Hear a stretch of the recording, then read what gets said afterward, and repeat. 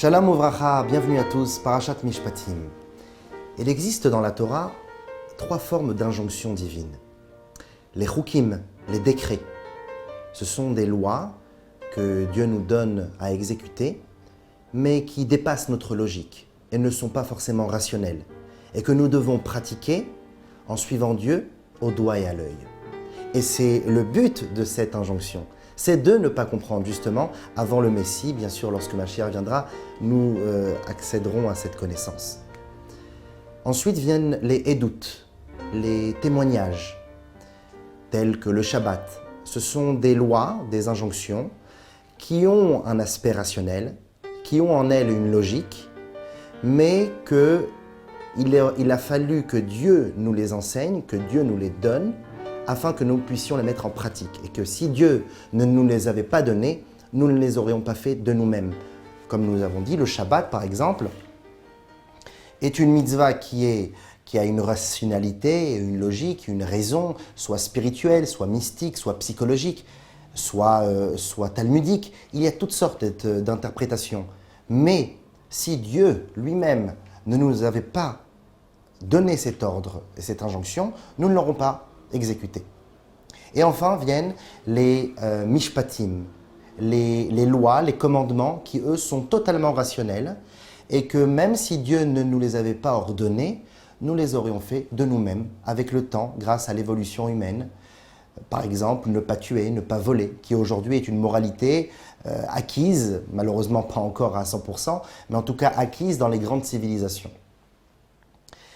Cela dit, notre parashat cette semaine se nomme Mishpatim, non pas Chukim, les décrets, non pas Edut, les témoignages, mais Mishpatim, les lois rationnelles. Et elle porte bien son nom car, comme on le sait très bien, le nom de la parasha évoque le sens et littéral et profond de tout le concept de la parasha de manière générale. Et cette parasha donc porte bien son nom parce qu'il y a 53 injonctions dans cette parasha et la majorité d'entre elles sont de l'ordre de Mishpatim, ces fameuses lois rationnelles que même l'homme le plus bas pourrait comprendre et faire de lui-même, sans forcément un ordre divin. Cela dit, si on s'approfondit un petit peu plus, normalement, la fin de la paracha, où on découvre le summum de tout le concept de la paracha que l'on vient de découvrir, eh bien, à la fin de la paracha, nous découvrons quelque chose de différent, voire même de contraire. Les mishpatim qui font référence à cette rationalité, et à la fin de la paracha, nous parlons de la préparation du peuple juif face au mont Sinaï, et ils disent tous en chœur, Naase venishma, nous ferons, et ensuite nous comprendrons. Nous voulons arriver à la logique et à la rationalité seulement si nous en avons l'occasion. Mais le but n'est pas cela. Le but, c'est de faire et d'exécuter l'ordre divin. Et en particulier, la paracha de terminer avec un ordre divin qui est totalement un chok, un décret et non pas un mishpat, une loi rationnelle. Quelle est cette loi? C'est de ne pas cuire le veau dans le lait de sa mère, qui fait donc référence au mélange ou à la consommation ou à la cuisson du lait et de la viande ensemble, qui est un décret qui est illogique pour l'instant pour les humains.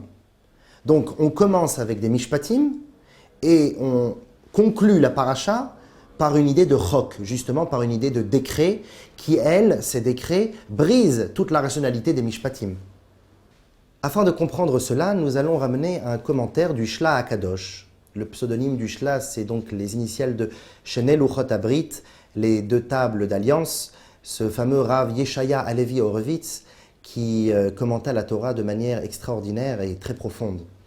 Et le Rav Horowitz, le Shla HaKadosh, nous explique le passouk qui est dit dans la paracha précédente, parashat Beshalach, verset 2 du chapitre 15, où il est écrit que lorsque Moïse et les Juifs sortirent de la mer des Joncs et que Dieu avait englouti toute l'armée égyptienne, eh bien le peuple juif avec Moïse entonnèrent un chant de louange à Dieu, le Hazyashir Moshe, ce fameux cantique, et le Ham Israël dit la chose suivante, Ze keili ve'anveu, celui-ci est mon Dieu et je le glorifie.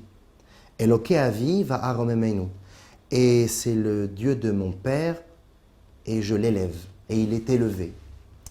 c'est un même contexte, on est en train de louer Akadosh Baruch Hu, mais le Shla Akadosh fait une distinction entre ces deux parties. C'est mon Dieu et je le glorifie. Deuxième partie, Dieu de mon Père et je l'élève. Le Shla Akadosh de dire que la première partie du texte, ceci est mon Dieu et je le glorifie, peut être lié aussi Ve'anveu et je le glorifie en Ani Va'u, moi et lui. Ça veut dire que lorsque Zekeili, lorsque l'homme a la capacité de pouvoir pointer son doigt et de dire « j'ai réussi à trouver, après ma longue recherche et mon enquête personnelle, j'ai réussi à savoir et à comprendre comment Dieu marchait. Qu'est-ce qu'il attend de moi? Pourquoi? Le pourquoi du comment. Zekeili ve'anveu. Ceci est mon Dieu, ça y est, je le sais aujourd'hui. Je n'ai plus seulement qu'une foi, une croyance générale, mais je le sais, j'en suis sûr. Et là, à ce moment-là, on arrive à Ani Vahu. Ve'anveu, je le glorifie, mais qui peut être aussi lu Ani Vahu, moi et lui. Lui et moi, nous formons maintenant une symbiose parfaite, une fusion. Nous sommes attachés l'un à l'autre parce que je ne fais plus que croire en Dieu, mais j'ai compris Dieu avec ma réflexion, avec mon intellect, avec mes émotions. Alors que la deuxième partie du texte, où il est écrit « Eloke avi va'arom emeinu » Dieu de mes pères et je l'élève, j'élève Dieu, eh bien pourquoi il est dit « Dieu de mes pères » et non pas « c'est mon Dieu » Parce qu'on fait référence ici à un homme qui ne s'est suffi que de la croyance, de la foi innée, presque biologique, qui régit chaque juif. Cette foi qui est au fin fond de chacun de nous, même celui qui ne connaît pas encore Dieu, même celui qui ne connaît pas encore la Torah, eh bien, il a cette foi en lui. Mais malheureusement, il existe des gens qui se suffisent de cette foi, qui se suffisent de cette croyance innée. Malheureusement, c'est vrai, ils ont une attache avec Akadosh Baruch Hu, mais une attache beaucoup plus lointaine que le premier cas. C'est pour ça qu'il est dit « Va'arom emeinu » et je l'élève. Il est élevé, il n'est plus « Ani Va'u », lui et moi. Nous ne sommes plus fusionnels. Mais il est au-dessus de moi, il est makif, comme on dit dans les termes kabbalistiques, il me recouvre. La Gemara de rapporter cette fameuse histoire, lorsqu'un voleur, lors de son cambriolage, prie à Dieu que les policiers ne l'attrapent pas, ou que le maître de maison ne le découvre pas.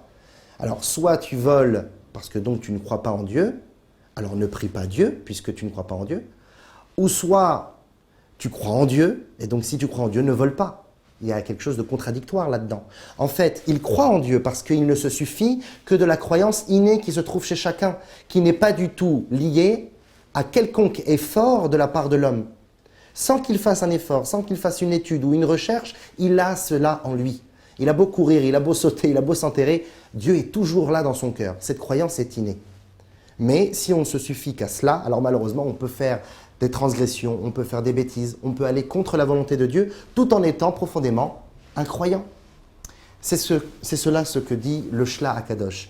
Il nous dit que ces deux facettes de manière, enfin ces deux facettes d'approche vers Dieu, celle de le comprendre, celle d'amener sa propre réflexion, celle d'enquêter, de rechercher, Acheker Eloka, enquêter Dieu, eh bien cette approche nous fusionne avec Dieu, alors que de se suffire de la croyance innée, malheureusement, nous sépare un petit peu de lui. Cela dit, la question peut se poser.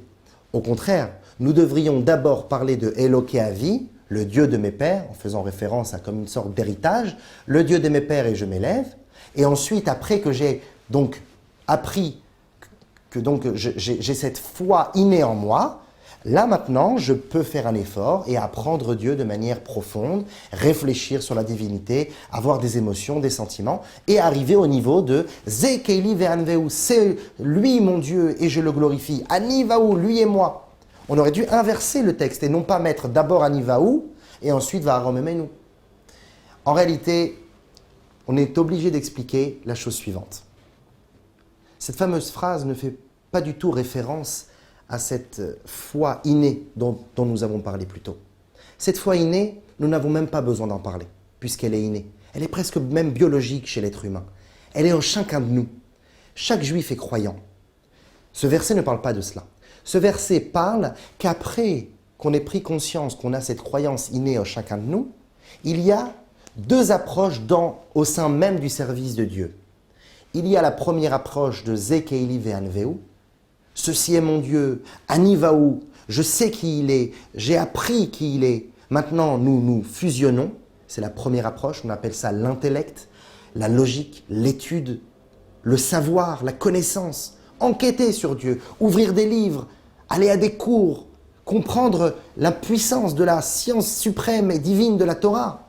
Ça, c'est la première partie de la avoda, du service de Dieu. Mais il ne faut pas se limiter à cela. Il ne faut pas se dire que l'important, c'est que je comprenne, l'important, c'est que c'est logique. Ce qui est malheureusement moins logique pour moi pour l'instant sera mis de côté. C'est la raison pour laquelle on finit le verset par « Eloke avi varomemenu ». Dieu de mes pères et je l'élève. Dieu de mes pères parce que nous sommes obligés de conclure et de finaliser notre approche vers Dieu par cette foi inébranlable. On commence par une foi innée, qui elle ne dépend pas de nos actions. Ensuite, nous travaillons cette foi. Nous l'analysons, nous la pétrissons comme une pâte. Nous travaillons cette foi. Pendant de longues années, on s'acharne à comprendre Dieu, à étudier, à étudier, à étudier. Mais tout cela doit toujours nous ramener à cette conclusion fatidique que nous ne comprendrons jamais suffisamment Akadosh Baruch Hu. Il est au-dessus de toute logique, au-dessus de toute rationalité. Baruch Hashem, louange à lui, il nous donne la possibilité, ce fameux cadeau de pouvoir comprendre sa Torah. Mais le but, ce n'est pas de comprendre, le but c'est de faire de manière soumise.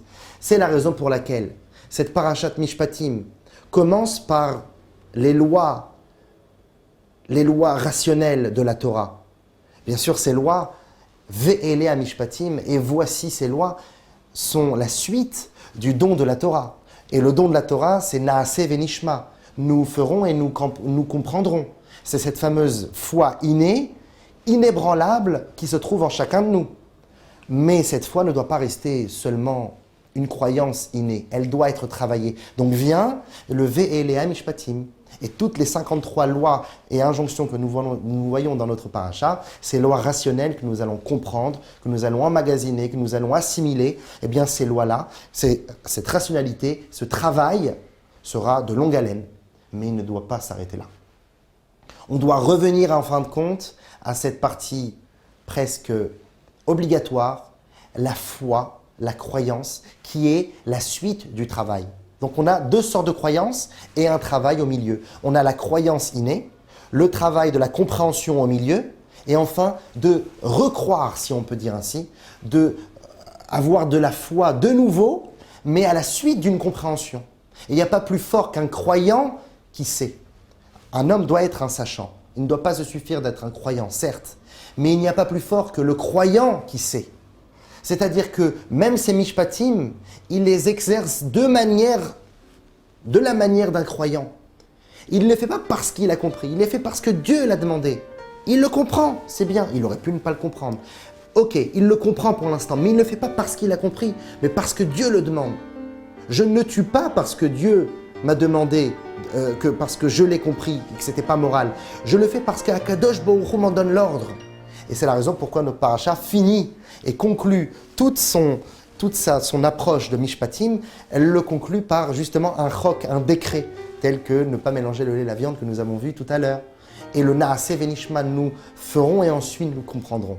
Donc le but, les amis, c'est de pouvoir dévoiler cette croyance innée, de la travailler, de la pétrir pendant de longues heures, de longues années, de longs jours, où nous allons renforcer par une approche intellectuelle, une approche émotionnelle, nous allons nous rapprocher de Dieu pour enfin être le véritable croyant que nous sommes, pas seulement un intellectuel de la Torah, mais un véritable croyant de la Torah, un vrai croyant.